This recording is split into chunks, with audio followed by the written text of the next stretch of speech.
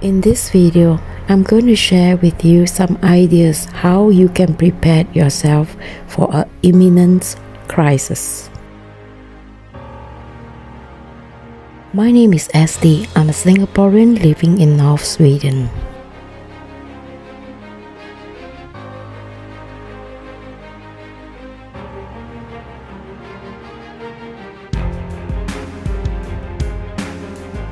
Water is one of the most important things everyone needs. If you don't have this kind of giant water container, this is what you can do. If you can find any smaller water container that can be used for keeping water, it is better than nothing. Nobody knows when exactly we will be without water, so it is good to prepare them in advance. After doing this, I felt much more safer. In case anything happened, I knew I would have water for at least 1 month.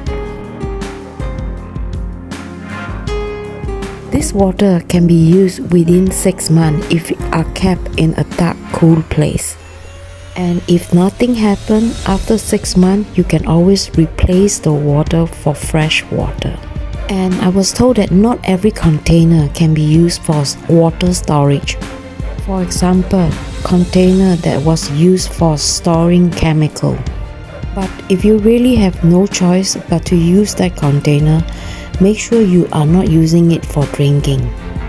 I label some container that I use for washing, some for watering the plant, some used for cooking.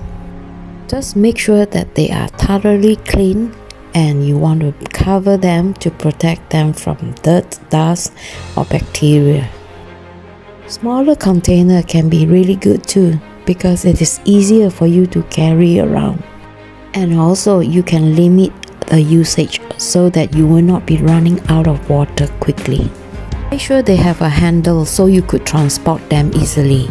These are water for watering my plant. Spring is around the corner. This means I can collect rainwater later. If I don't have electricity, this is what I can do to warm up my food. All you need is a teapot warmer holder and some candles. Its purpose is just for warming up food or water. This kind of small candle can last between 4 to 8 hours. To protect the bottom of my pan, I'm using this metal plate. But if you don't have this metal plate and you don't mind burning your pan, you can use it on the candle directly. To speed up the temperature, you can use a lid. After 40 minutes, you should see that there are bubbles appearing on the bottom. 40 minutes is quite a long time. So this means that if you are hungry, make sure you warm up your food in advance. This is better than nothing, especially if you are trapped in the shelter for several days. With this, you could at least warm up your food. Make hot beverage. Energy bar is a good food to carry around, so I'm going to show you how to do it. First, you need to heat up oatmeal in a tray and bake them in the oven.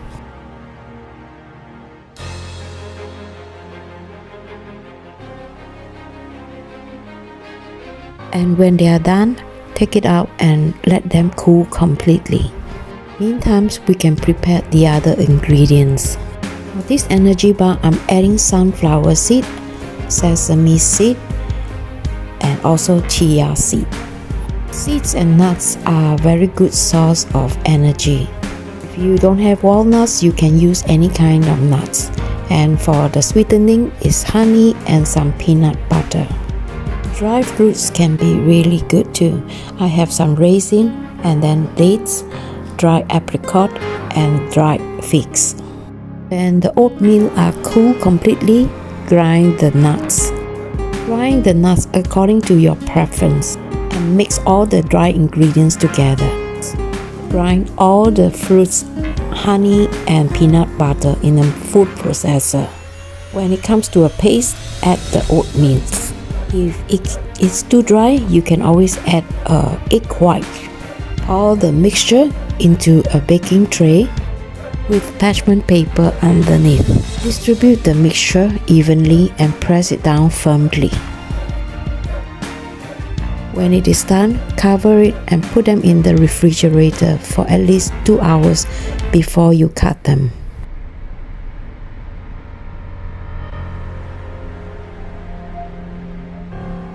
The thickness is up to you. If you want a thicker energy bar, you can use a smaller baking tray. At this point, you should be able to easily cut the energy bar. It looks slightly soft, but it should be hardened as times go by. This is a perfect food if you are going on a move. I personally find that it is actually quite delicious and it is full of nutrition. It is very filling and very lasting, and I'll do more next week if I have time. What a beautiful morning, and today we plan to get productive. To free the space in my freezer, I'm going to cook all the berries that is kept in my freezer so that I have more space to buy more food that can be frozen. These are strawberry jam. It's good for cereal, and I have some cloudberries full of vitamin D, rhubarb jam good for waffles, and some blueberry jams. I like to add them in my yogurt. And over here I have dried some frozen fish meat using the oven. This will be grind into powder. And I also dried some mushroom in the oven so that I could make mushroom soup mix. These are mushrooms that I picked last year, so I'm gonna grind them into powder like this. This powder can be used as seasoning or make into soup mix. For the mushroom soup mix, these are all the ingredients I need. Besides mushroom, you can in fact use this recipe to make other kind of soup like vegetable soup or maybe chicken soup. The main ingredient is actually this milk powder that will give you this really creamy texture like cream. I also noticed that milk powder are running out of stock at the supermarket, so if you still can find them, go buy them so you could make this soup too.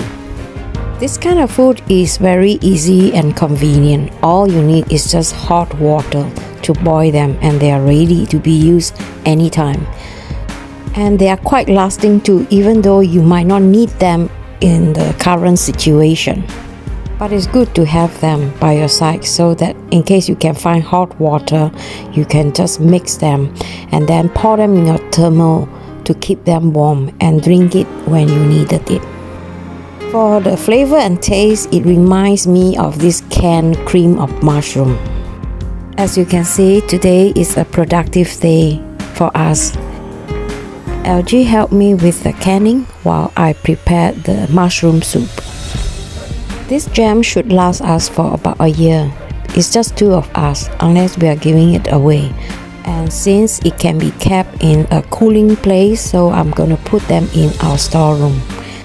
Jam are used as an important condiment in the Swedish kitchen. And when I prepare them, I usually don't like to put too much sugar.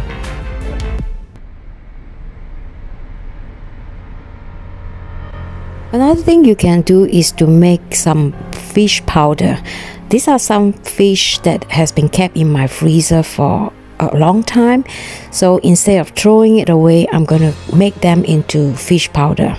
So what I do is literally put them in the oven, and then I use a blender to blend them into powder like this. So this can be used in many areas, like as a condiments, as flavoring, or soup. During this time, we are also making a lot of reorganizing at the house. For example, all this wire, you don't really need them, and I need space to put more food. So today I'm clearing this cabinet so that I could put or reserve more food in here.